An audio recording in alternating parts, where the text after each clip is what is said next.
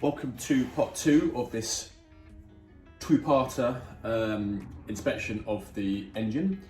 So in the first part, which you hopefully should have seen, we've just taken a bore scope and had a look inside the bores and the in and out ports. We had a little bit of a root around inside there, and ultimately nothing much has come out of there. Yeah, there's a bit of carbon in there, there's a bit dirty in there. It's all things that can be cleaned up.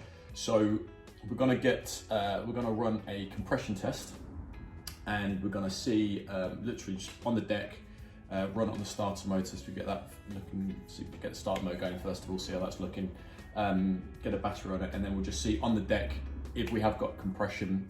When we're cranking it by hand, there was a bit of a pop and a suck, so we could hear something was going on, but you know, how far is it? So yeah, so let's crack on basically, see what it's like with this thing. WD-40 is in the valves, and we've put some 1040 on the top as well. You don't need to see my beautiful face. So what I'm going to do now is hook up I've put the earth onto the engine already, and we're just going to see it's a brand new battery, fully charged battery, and we're going to just put it on the starter motor to first of all see if it spins, and then we'll try and do a compression check on it. Starter motors are notoriously crap for just seizing up, and because there's a lot of oxidization on the aluminium and parts of the engine, bits inside here may also just be a little bit gunked up, because it basically is just a motor itself. It's just a small motor, so it's got some really, it's got fine brushes and stuff like that in there. So we'll see if we can get it to spin first of all.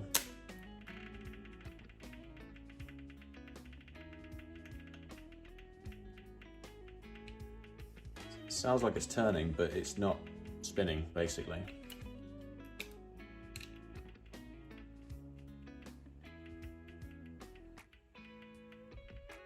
Yeah, it sounds like it's turning really slow. So what I'm going to do is I'm going to take the starter motor out, and I'm going to try the starter motor off the engine first of all to see if it is a starter motor or it's something else. And then if not, we're going to have to either see if we can fix this one or locate a new starter motor. So let's get it off. It's just two 10mm bolts at the back here. So we'll try and get them off, get a bit of WD-40 in them first of all, get them up, and then we'll see if we can get them off. Disconnect the battery as well.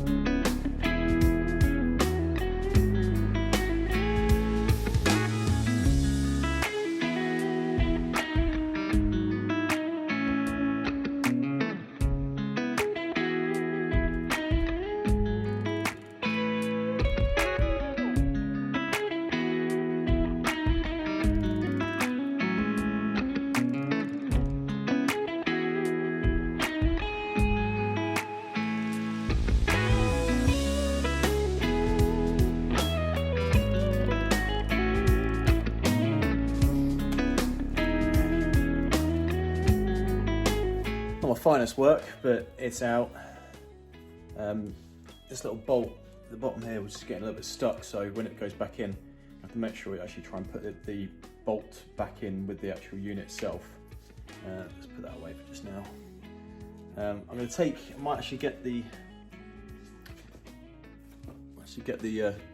scope out again in a minute. Actually, have a look inside the case, but the motor itself isn't looking too bad. It's looking a bit dry, so we'll put it on the battery again, and we'll see if this thing spins on its own.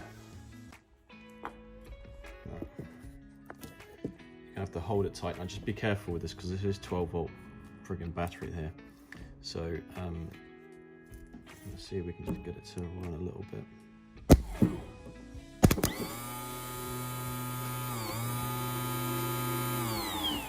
All right. Right, so the starter motor is working. So now we just need to work out why it's not turning the engine. So put the starter motor back on again. You know it's freely running. Just for my own sanity, I'm going to try and start it again. Hooked it all back up again. So I'll get the battery and we'll see what we can do. Yeah, again, just for my own sanity. I really don't want it to be any problem with the gearbox or anything. The flywheel inside, it spins one way, it won't turn the other way, which is, I suspect, the way, well, hopefully it's not just spinning freely. You know, hopefully it was a problem with the starter motor, which literally just taking it off and put it back on again has helped. I doubt it, but we'll give it a go anyway.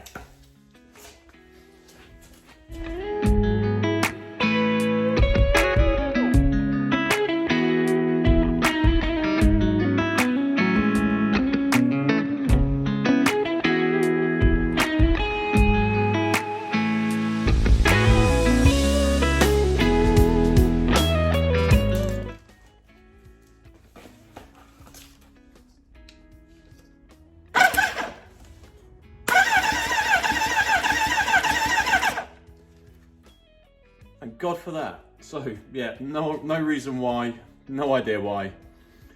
It wasn't turning before. Taking it off, spinning it on the deck, putting it back in again, and it works. Who knew? So yeah, I guess I've learned a lesson here that I should always double check things. But it definitely wasn't spinning before. Same battery, exact same setup. And now it's spinning again. So I'm just gonna give it one more turn. So definitely getting everything's moving across the top. So great, okay, so I'm gonna put the rocker cover back on again and then we'll start doing a compression test. All the plugs are out. I've had to use Dan's Sealy kit because mine was only a 14, so I've got a silver, where is it? Silverline, I think it is the kit I've got. Yeah, I've got a Silverline set, and that's only for 14 and 18, whereas plugs and the ports on this, I think they're about 12, so I've had to use Dan's Sealy set. So that's all hooked up in there now. So I'm not expecting like really high numbers, to be honest with you. Anything above 110, 120, I'd be happy with. Again, you normally do this when it's hot. I know that you can get up to 150, 160 when it's for a good engine.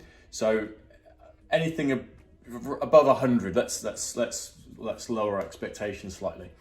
Anything above 100, I'd be happy with. So I'm just gonna, so they're all out. I've got the battery hooked up again to ready for the starter motor. So I'm going to go ahead and just put that in now, and we're going to go cylinder 1 first of all.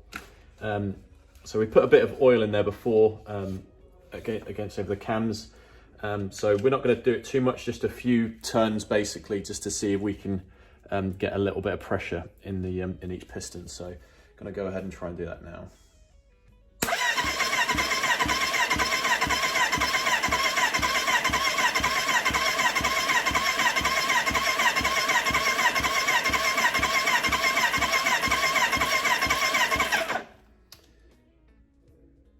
PSI. So I'm going to try it one more time. Drop that pressure off there.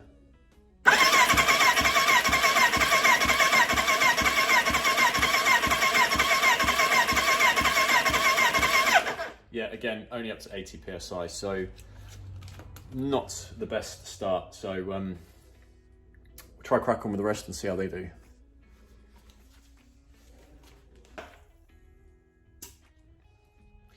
They're all struggling to get over 80 really. So I think it's pretty obvious that we're gonna have to probably give this damn thing a good service. So I'm starting to grow more confidence in the bike, in the motor itself.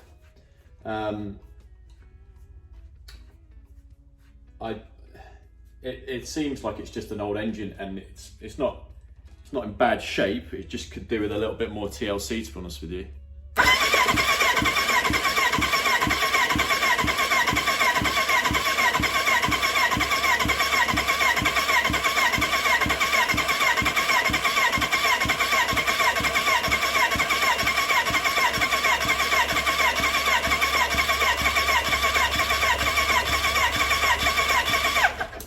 10.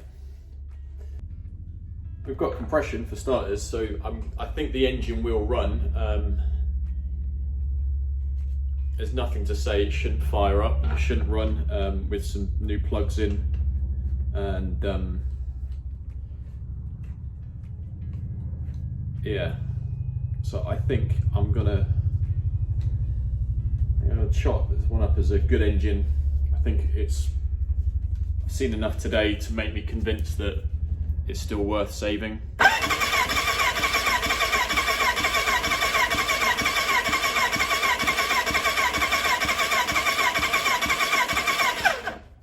Still 80 on that one.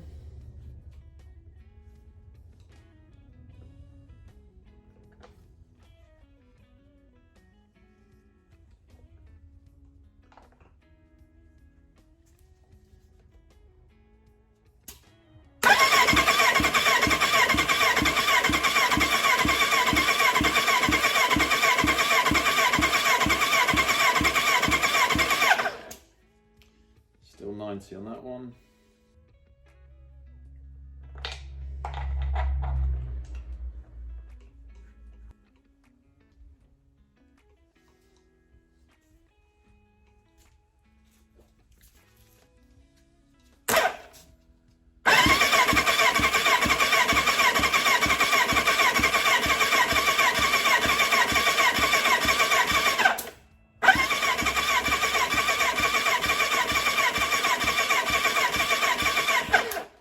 And 100 on that. So I think we're roughly getting about 90 to 100 psi cold on the compression. So I think what I'm going to do is speak to Dan and Jim and see whether or not we go over to Jim's and just give it a real good a good service basically. I think the engine is worth saving. I think it is. If I was to put this on the bike now, I'm pretty much sure it would run. So I don't think I need to hook it up today. I think that I'm just gonna probably look at stripping down the head, new gasket on it. I'm happy, I'm really happy. It means that this isn't gonna be like a set of 2-part series, that now I can go ahead and actually move on with the whole build.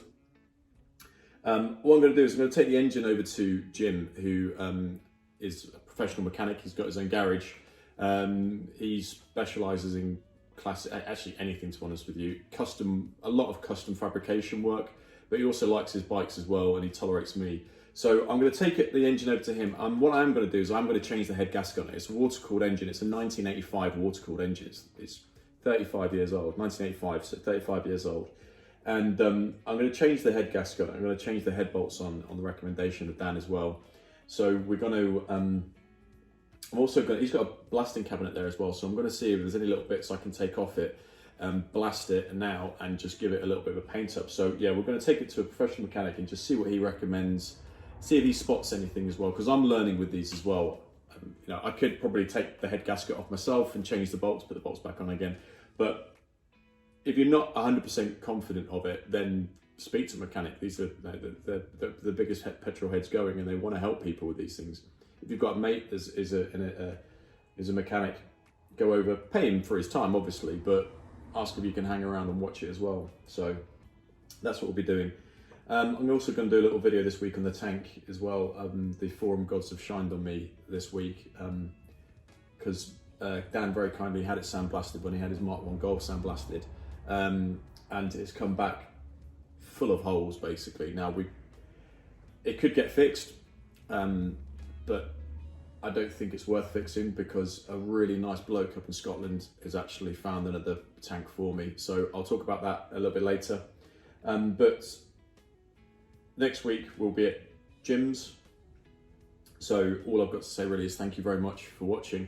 I didn't expect anyone to actually view these videos. I more did it just to record the build for myself, and obviously having it on YouTube means it's always going to be there for me. So the fact that people are actually watching this and subscribing is huge.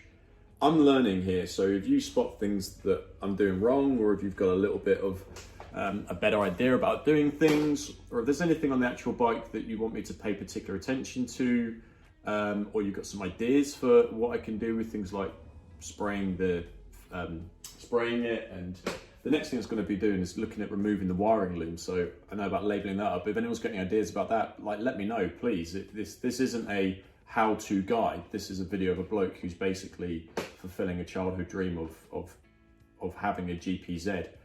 You know, I can't afford a £2,000–3,000 bike that I know that is in 100% condition.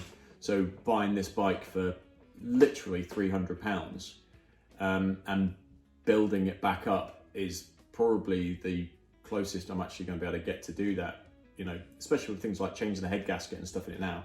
You could go out and buy a bike for 2–3 grand and have no idea about actually what condition the engine's in, and it might stuff it after a few 100 miles. So at least this way I know this bike's going to be, the process of it and the knowledge of the bike is going to be worth more than the bike itself, probably, to be honest with you. When I had the XS 750, which is the other bike which I built, because I put every bolt on that bike, I did all the electrics on that bike. Yeah, I had help from friends, but I still knew intimately everything about that bike. Whenever it breaks down or whenever anything happens about it, I know what is wrong because I've been through that bike, and that knowledge is worth a fortune. So if I can get this bike to come in under 2 grand with fresh paint and everything else, I doubt it with fresh paint, but we'll see. You know, gasket for this thing's 50 quid. So if I can get it for a decent amount of money, then I'll be more than ecstatic. If I can't get it for around 2 grand, don't tell my wife. We'll just keep it at that. So anyway, thank you very much. I really appreciate the fact that so many people are watching this now. And your feedback matters. Positive, negative, you know, I can take constructive criticism. So you know, just let me know what you think. But I'm going to keep making them anyway, so you know, we'll see. But thanks very much, and hopefully in the next video will be a really good one because it's got someone who actually knows what he's talking about. Anyway, thanks a lot.